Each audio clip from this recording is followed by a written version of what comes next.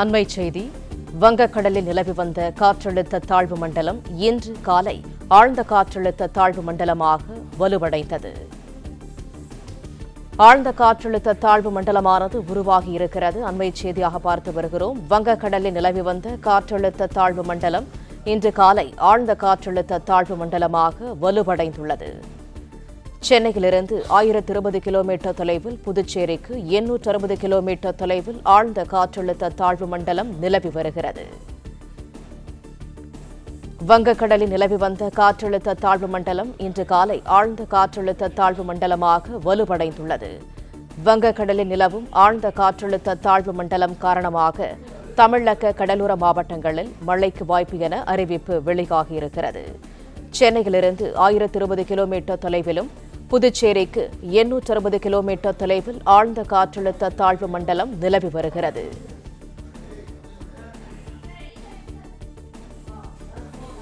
வங்கக்கடலில் நிலவும் ஆழ்ந்த காற்றழுத்த தாழ்வு மண்டலம் காரணமாக தமிழக கடலோர மாவட்டங்களில் மழைக்கு வாய்ப்பு என அறிவிப்பு வெளியாகியிருக்கிறது. கூடுதல் தகவல்களை தருகிறார் எமது செய்தியாளர் மாணிக்கம். விவரங்கள் என்ன? வங்கக்கடலில் நிலவி வரக்கூடிய காற்றழுத்த தாழ்வு மண்டலம் ஆழ்ந்த காற்றழுத்த தாழ்வு மண்டலமாக வலுவடைந்திருக்கிறது என்ற தகவலை வானிலை ஆய்வு மையம் தெரிவித்திருக்கிறாங்க. மேலும் இது புயலாக வலுப்பெறக்கூடிய வாய்ப்புகள் தற்போதைய சூழல் வரையிலும் இல்லை என்பதை உறுதிப்படுத்தியிருக்கக்கூடிய வானிலை ஆய்வு மையம் இந்த குறைந்த காற்றழுத்த தாழ்வு பகுதி வலுவடைந்து ஆழ்ந்த காற்றழுத்த தாழ்வு மண்டலமாக நிலை கொண்டிருக்கக்கூடிய சூழல்ல தொடர்ந்து இது மேற்கு வடமேற்கு திசையில் நகர்ந்து அடுத்து வரக்கூடிய 36 மணி நேரத்துக்குள்ளாக இலங்கையில் கரையை கடப்பதற்கான வாய்ப்பு இருப்பதாக சொல்லப்பட்டிருக்கிறது. அதுவும் குறிப்பாக இலங்கையினுடைய அம்பன் தோட்டாவுக்கும் கல்முனைக்கும் இடையே 1ஆம் தேதி மாலை அல்லது இரவு நேரத்தில் கரையை கடக்கும் என்று சொல்லப்பட்டிருக்கிறது. அதே நேரத்தில் தற்போதைய சூழல்ல இதனுடைய வலு என்பது காற்றழுத்த தாழ்வு மண்டலம் என்ற நிலையிலிருந்து ஆழ்ந்த காற்றழுத்த தாழ்வு மண்டலமாக வலுவடைந்திருப்பதனால் இது தொடர்ந்து நகரக்கூடிய திசை என்பது மேற்கு வடமேற்கு திசையில் நகர்ந்து தமிழ்நாட்டிற்கான மழைக்கான வாய்ப்பு ஏற்படுத்தும் என்று சொல்லப்பட்டிருக்கிறது.